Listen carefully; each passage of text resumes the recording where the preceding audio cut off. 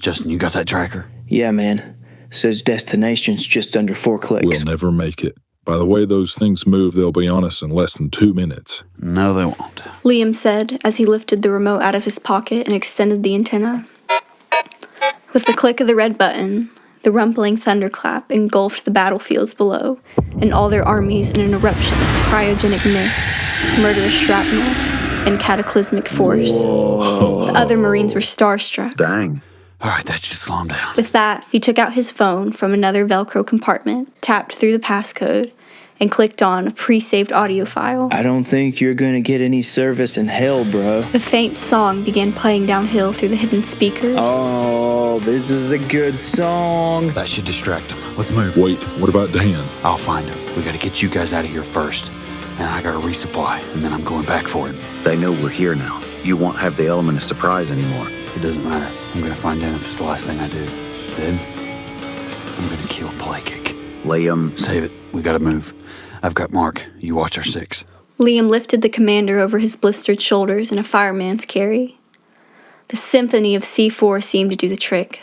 The wails of pursuing enemies had been instantly quieted, but Liam had seen firsthand that wouldn't last. So they trucked forward as quickly as they could. The base of that mountain. That's where we're going. Liam felt a sense of awe wash over him at all they'd accomplished, and a rushed anxiety as if the closer they got to escape, the more that danger would nip at their heels. The 20-mile hikes during boot camp were a stroll in the park compared to this. Rocks in one's backpacks count for nothing against the weight of another man bearing down on your shoulders and the constant threat of demise. With their lungs burning and muscles twitching, finally they had made it. Liam set the unconscious one down gently and didn't take the time to catch his long-gone breath. He nearly hugged the familiar iron door when he stepped over to it, before realizing that just like the other side, there was no handle.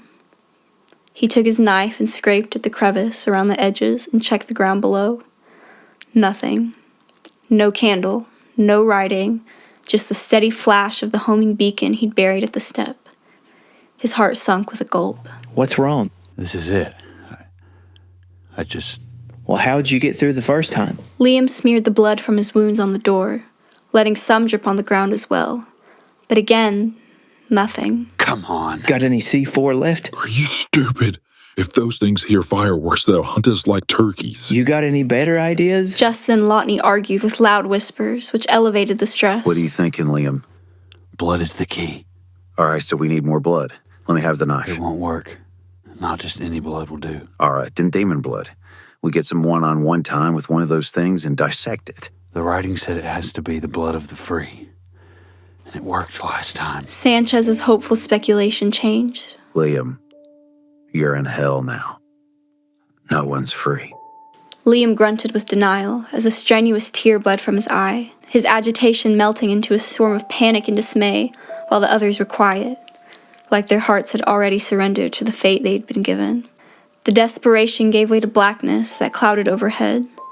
The iron door stood above them like a giant reminder that liberty's a myth, and it became all too real that this was how their eternity was destined to be. It's okay, Liam.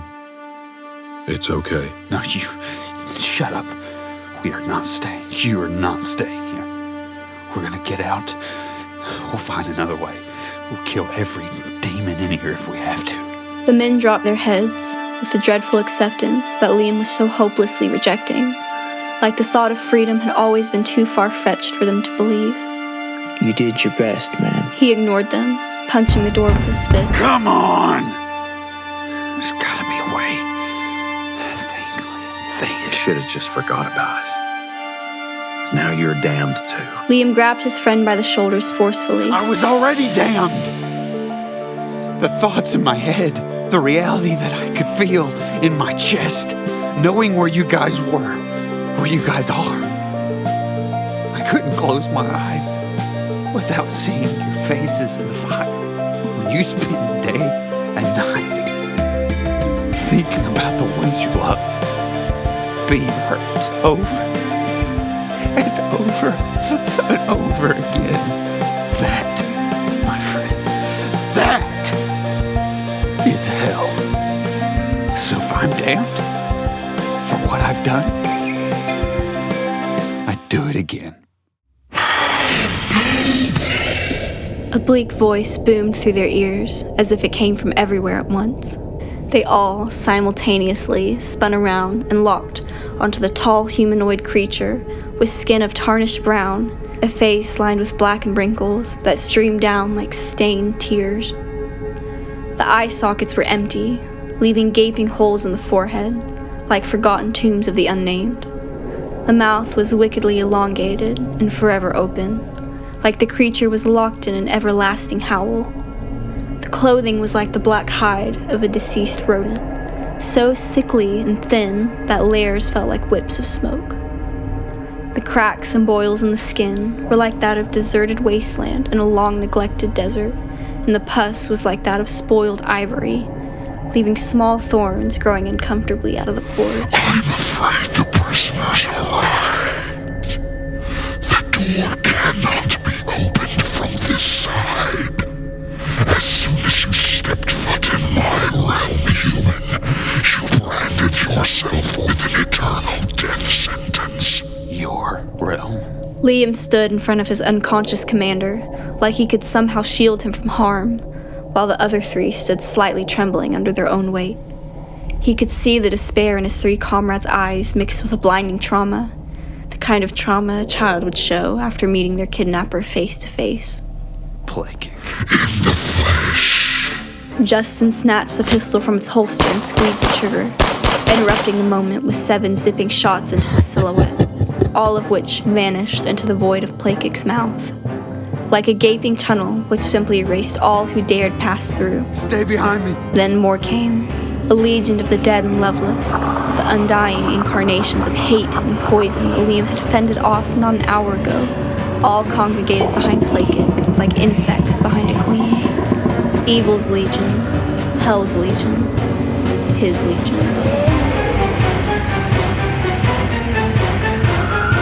For thinking that you could flee my wrath, each of you shall be lapped worse than all those who have come before you. Your punishments will be tenfold, and your screams will give testament through the stones that no one can leave. Seize them. The flailing numbers devoured the men like fish in a barrel of acid, and the stench raided down upon them, the grinding between teeth and lashing of chains sounding as the murderous horde descended like a landslide. The first one shrugged off the rounds within the pistol before it lunged with devilish speed and wenched its insect-like fingers around Justin's neck, throwing him against the door harshly. Lotney's strength failed him as he pushed against the might of something twice his size, feeling a backhand like that of a tree, launched his crippling body through the air. One by one, they were overwhelmed and strangled with fangs of furious vigor. Then, the being slapped Sanchez aside and threw Liam like a vegetable over his back and onto the ground with a splash. And as for you, serviceman, did you really think that you could survive to tell the tale of the day you escaped the hand of Plague? Liam wrestled desperately, whacking his elbows across one's head and pedaling his feet to keep them from holding him down. He reached for the pistol and dumped its final shells, sending the bullets through a demon's back, each one with a muzzle flash that failed to illuminate the indomitable shadows that tyrannized the last of his fight. The severing weapons whipped across his arms like saws ripping through plastic. Blunt clubs made for jagged brimstone bashed into his bones with the force of 3 flaming hurricanes. Liam battled on, refusing to acknowledge the uselessness of his attempts. He felt his reflexes bend and snap as he crawled away and heard the tortured wind of the zombie-like claws as they sunk into his flesh. He blocked the next blow, staring the insidious mess in the face as he felt its strength easily overpower him. The tips of each finger slid into Liam's stomach like daggers propelled by a horse. The searing pain bubbled, swallows of blood up into Liam's mouth as he suffered the wounds opening wider and wider. He returned the favor with his combat knife, stabbing barbarically into any flesh he could reach. Clump after clump, he gutted and yanked the serrated steel. His will was fleeting, nothing but a single drop of water lost, the endless cracking coals under the fire. I will see to the end of your life as a personal pleasure. detailed and as agonizing as possible. And when you wake from your death, you will be gifted the entirety of my wrath. Pains unknown to any human wretch who has come before you. And your torture will soothe my cravings for eternity.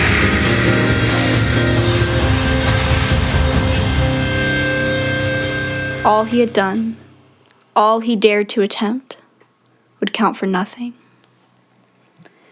He could go no further. He could fight no longer.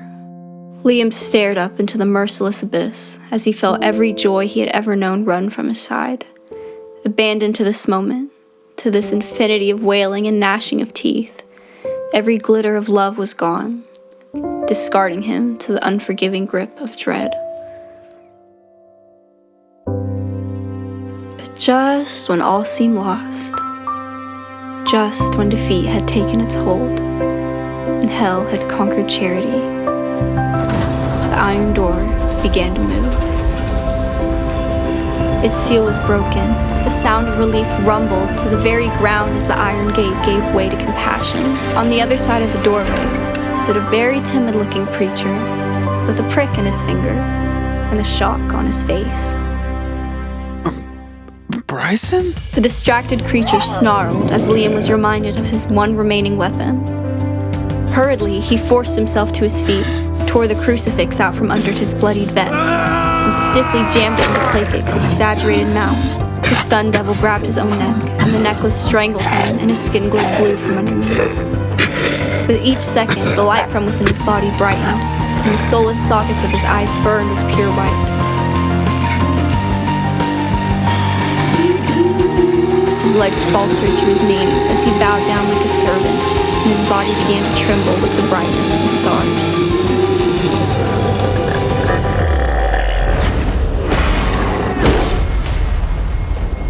Plakic disappeared.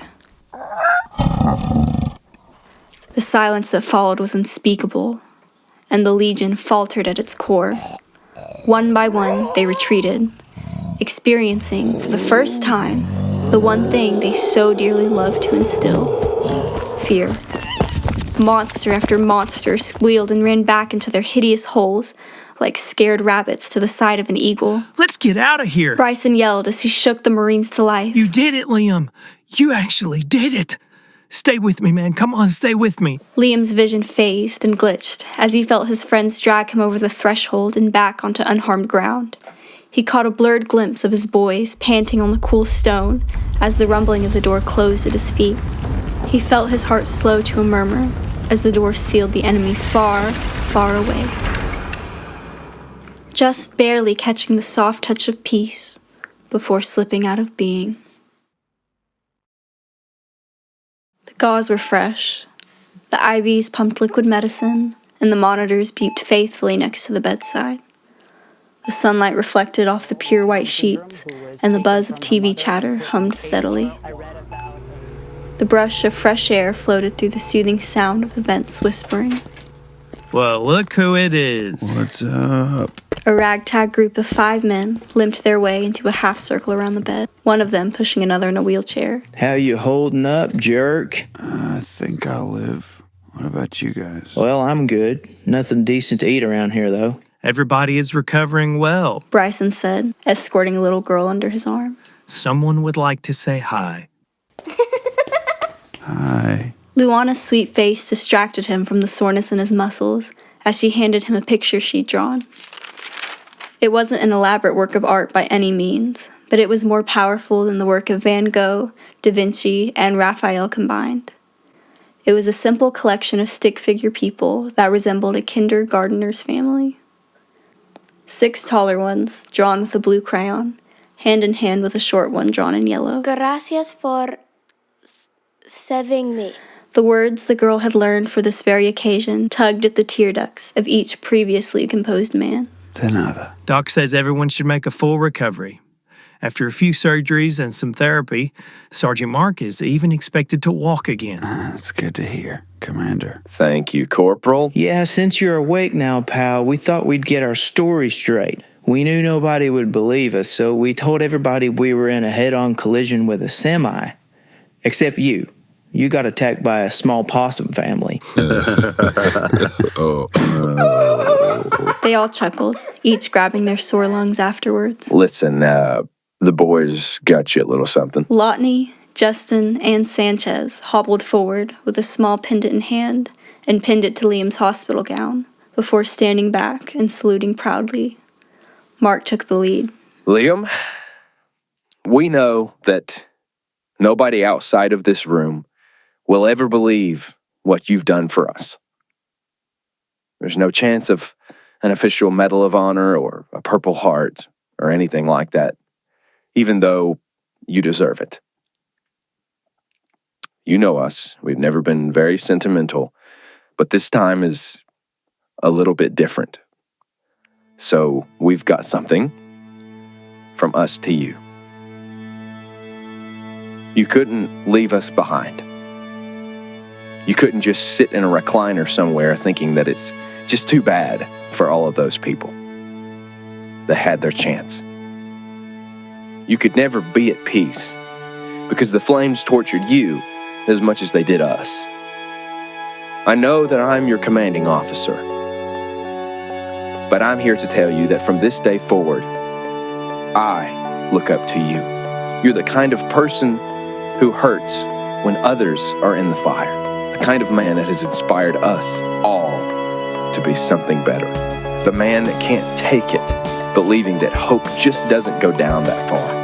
And that is the kind of heart that this world needs more of. The kind of heart that can look the devil square in the eyes without blinking. The kind of love that refuses to accept complacency when it comes to helping the ones that no one else will. The kind of love that truly burns forever. And so we, as your brothers in arms, are more than proud to present you with the Medal for Valor, Selflessness, and Nobility in the face of damnation. Corporal Liam McBacker, we, as your fellow United States Marines, award you the first recipient ever of the Hell Heart.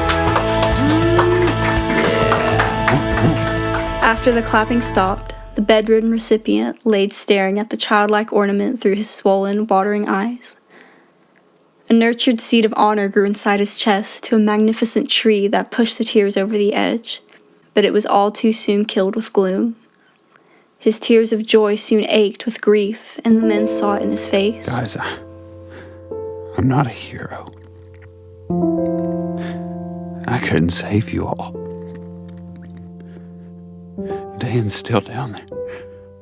Only God knows where. Your family's still down there. Preacher, I saw so many people. Women, kids, living and dying at the same time. Mothers, daughters in pain. I left my own best friend back there because I wasn't enough. I just wasn't enough. Mark spoke up with a calming, fatherly voice. Liam, look at me. My family is still down there, yes. And that's something that I couldn't live with before, just like you couldn't live with it. But as long as you've got this hell heart, that means that there's at least one person on this earth that can make a difference. Don't you see? You've given us hope. If we got out, so can they. So can Dan. So can everyone. Nobody outside of this room may know it yet, but we know it, and all of hell knows it too. Luana's hand rested on Liam's forearm compassionately. I have to go back. No, we have to go back. Together. I'm in. I've got nothing better to do. I just want to find some ice cream first. The room was filled with a determined aura as Liam grinned with fellowship and clasped Mark's hands with a nightly embrace. So what do you say, Liam? You ready for round 2? Hell yeah.